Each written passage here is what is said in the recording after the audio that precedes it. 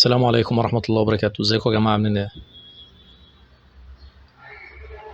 تربية الدواجن حاليا ممكن تكون مشروع تستفاد منه او مشروع ممكن ست البيت تعمله في البيت تستفاد منه برضه.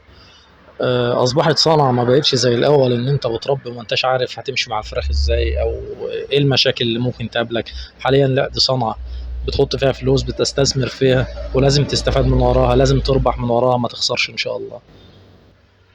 زي اي صنعة لازم تبقى عارف الحاجات اللي انت او المدخلات اللي داخله في الصنعه ديت والتكاليف اللي هتتكلفها، ولازم تبقى عارف هتستفاد من وراها ولا انت لما تربي فراخ او حضرتك لما تربي فراخ هتستفاد من ورا التربيه ولا لا.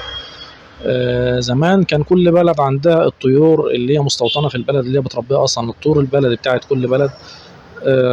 حاليا بدأت تدخل عندنا كمان الفراخ البيضاء، وبدأ يدخل عندنا الفراخ الساسو، بدأ يدخل عندنا سلالات أجنبية، يعني مثلا بط البغال والبط المسكوفة دي أصلا مش بتاعتنا، سلالات أجنبية. ما شاء الله بتشيل معانا اوزان حلوه جدا، بس عاوز اعتناء وعاوز اهتمام شويه.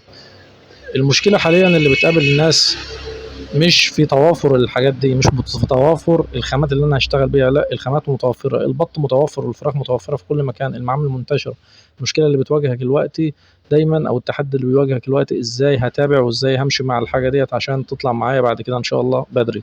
بالنسبه للفراخ البيضاء المفروض على 35 يوم الفرخه ترمي معايا من 2 كيلو ونص لحد 3 كيلو كمان.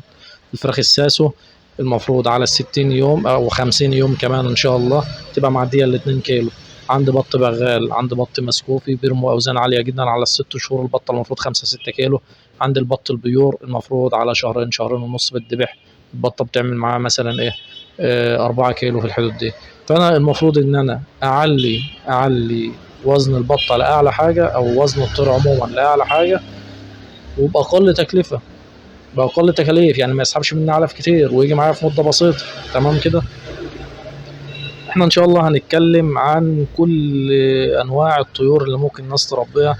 هنتكلم عن تربية الفراخ البيضاء، وهنتكلم عن تربية الفراخ الساسو، هنتكلم عن البط بانواعه، البط البغال والبط المسكوفي والبط البيور. هنتكلم عن الفراخ البلدي، وهنتكلم عن السمان كمان، هنتكلم كمان عن الحمام، وهنتكلم عن الارانب كمان بما انها تعتبر يعني طبع الطيور يعني.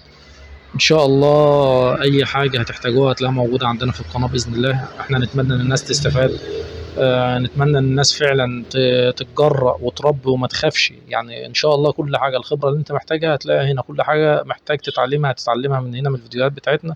اتكلوا على الله وربوا وربوا عشان توفروا. رب حتى لو بتربي في البيت لاولادكم هتوفر عن الشراء كتير، لو بتربي كمشروع ما تخافش رب وما تقلقش، ان شاء الله هتبقى الدنيا تمام. ولو اي حد احتاج اي حاجه او استفسارات احنا مع بعض ان شاء الله. معاكم دكتور مصطفى بيطري، متخصص في مجال الدواجن، اللي يحتاج حاجه ان شاء الله يلاقيها في فيديوهاتنا. وربنا يوفقنا لما فيه خير ان شاء الله.